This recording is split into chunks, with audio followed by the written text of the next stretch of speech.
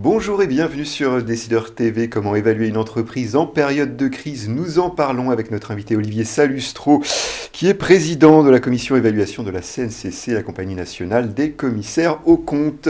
Olivier Salustro, bonjour. Bonjour Hugues. Alors, la crise économique génère un grand niveau d'incertitude. On imagine que ça rend difficile l'exercice de l'évaluation d'entreprise. Vous confirmez? Oui, je confirme tout à fait, puisque l'évaluation d'entreprise, contrairement à la comptabilité qui est tournée vers le passé, est plutôt tournée vers l'avenir.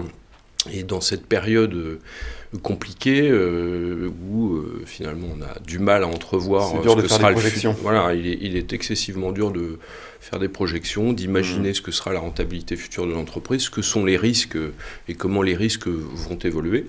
Okay. Malgré tout, il faut continuer d'évaluer parce qu'on a des besoins à la fois comptables, fiscaux, il faut communiquer avec les investisseurs, enfin voilà, il faut absolument évaluer quelle que soit la situation. Alors apparemment l'approche par le marché ne semble pas pertinente en ce moment. Quel est votre avis à ce sujet ? Alors effectivement, ce que vous appelez l'approche par le marché, c'est l'approche par les comparables, comparables boursiers ou comparables de transactions. Et effectivement, cette approche est quand même quelque peu disqualifiée par la crise, pour plusieurs raisons. Je vais en citer quelques-unes, pas toutes. La première d'entre elles, c'est qu'il faut trouver des comparables qui soient homogènes, pertinents et qui ressemblent. Il n'y a pas beaucoup d'opérations en ce moment. Alors ça, c'est pour ce qui concerne les transactions, mais pour les comparables boursiers en eux-mêmes, on a du mal à trouver des comparables, ou en tous les cas à rendre les comparaisons possibles, parce que les agrégats de l'année 2020 ont été dilatés, bouleversés par la crise, donc compliqué d'utiliser ces agrégats. Deuxième idée, les cours de bourse sont agités. Ils sont un peu affolés. Ils montent, ils descendent, même si on a récupéré les niveaux d'avant-crise en termes d'indices, pour autant ça continue de bouger. Donc c'est très compliqué d'analyser tout ça et de l'utiliser. Et puis, troisième raison, celle que vous indiquez, les transactions comparables. On n'a pas un marché très dynamique en ce moment. Oui, le marché s'est réduit, on en a perdu beaucoup en route, et donc compliqué de trouver des transactions sur lesquelles s'appuyer. Les transactions qu'on observe d'ailleurs se sont faites à des niveaux de multiples très élevés, de l'ordre de 12 par exemple, parce que c'est des transactions de grande taille qui font intervenir des intervenants de grande taille et dans des secteurs plutôt favorisés, épargnés par la crise, tout ce qui est le domaine de la tech par exemple. Ok, alors pour valoriser une entreprise, on a également une approche intrinsèque, donc centrée sur l'entreprise elle-même. On pense notamment à l'actualisation des flux futurs de trésorerie. Est-ce que cette méthode est pertinente eu égard au contexte actuel ? Alors, cette méthode est à mes yeux la seule pertinente par les temps qui courent, même si il faut être tout à fait clair, cette méthode est complexe à mettre en œuvre.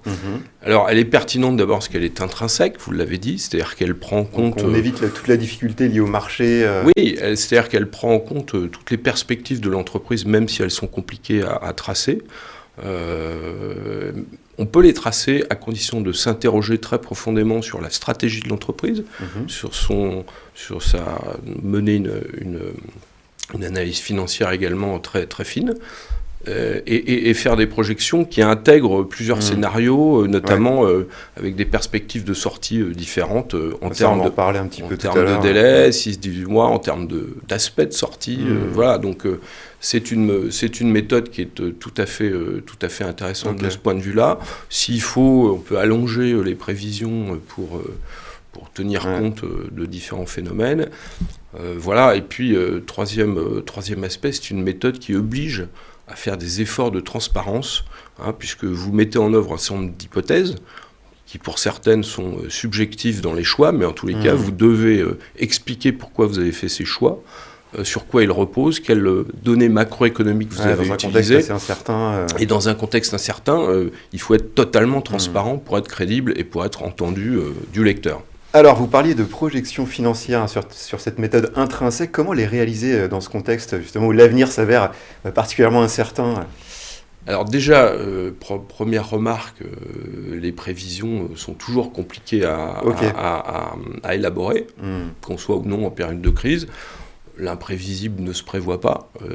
Voilà, le signe noir de Taïeb ça peut toujours arriver.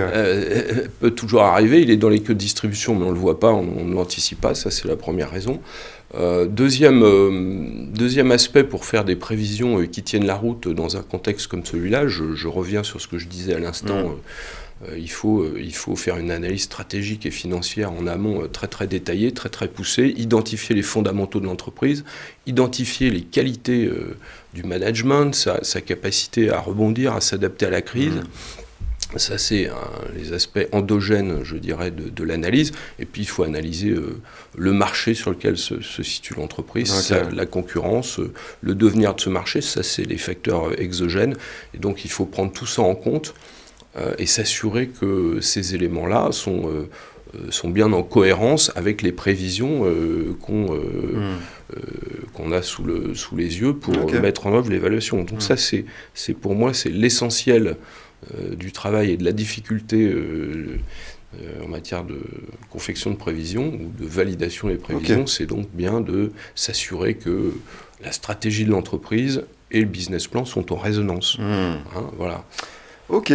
Alors, autre sujet lié à la crise avec les aides publiques, certaines entreprises peuvent donner l'impression de bien se porter alors qu'en réalité les choses ne sont pas aussi bonnes qu'il n'y paraît. Est-ce que c'est pas un élément supplémentaire de complexité pour évaluer une entreprise aujourd'hui ? Si, tout à fait, vous avez raison. Vous avez effectivement un certain nombre de dispositifs gouvernementaux qui sont venus aider les entreprises de manière ponctuelle en réalité. Et la difficulté, c'est d'identifier les impacts de ces aides ponctuelles sur la situation financière de l'entreprise, sur sa santé financière, et de mesurer ce que serait le choc négatif si on retirait brutalement ces aides. Si on demandait aux entreprises de bien rembourser les PGE qui leur ont été octroyées, de payer les charges sociales qu'elles n'ont pas encore payées, qui ont été différées. On peut avoir de mauvaises surprises. Et là, on peut se retrouver effectivement avec des entreprises zombies, comme on dit, qui seraient incapables de naviguer seules dans les temps futurs. Donc il faut bien analyser ça et savoir si finalement si la crise a eu des impacts ponctuels ou durables sur le business model de l'entreprise. C'est ça la difficulté, et savoir si ces aides ont... Donc un aspect important à prendre en compte. Essentiel. Tout à fait. Du coup, pour conclure cet entretien, peut-être un dernier conseil sur ce sujet de l'évaluation d'entreprise en période de crise. Écoutez, l'évaluation en période de crise, plus que jamais, fait appel au jugement et à l'analyse. Ça, c'est la première chose. C'est absolument pas du calculatoire. Le calculatoire est accessoire dans une évaluation financière, contrairement à ce qu'on croit. Ça, c'est la première idée. Deuxième idée, finalement, c'est que l'évaluation est une science molle. Donc, oui, bien sûr. Plus que jamais aujourd'hui, peut-être. Plus que jamais aujourd'hui. Voilà. Et puis troisième conseil auquel on ne doit jamais déroger, c'est qu'il faut mettre en œuvre une approche multicritère avec une approche centrale sur laquelle on a des convictions profondes, il faut les exprimer, et puis des approches connexes qui viennent corroborer l'approche centrale. Voilà, c'est ça le dernier conseil que j'ai à donner. Eh bien, merci pour cette intervention, Olivier Salustro. Merci à toutes et à tous de nous avoir suivis. C'était l'interview du Monde du Chiffre. À très bientôt sur Décideur TV.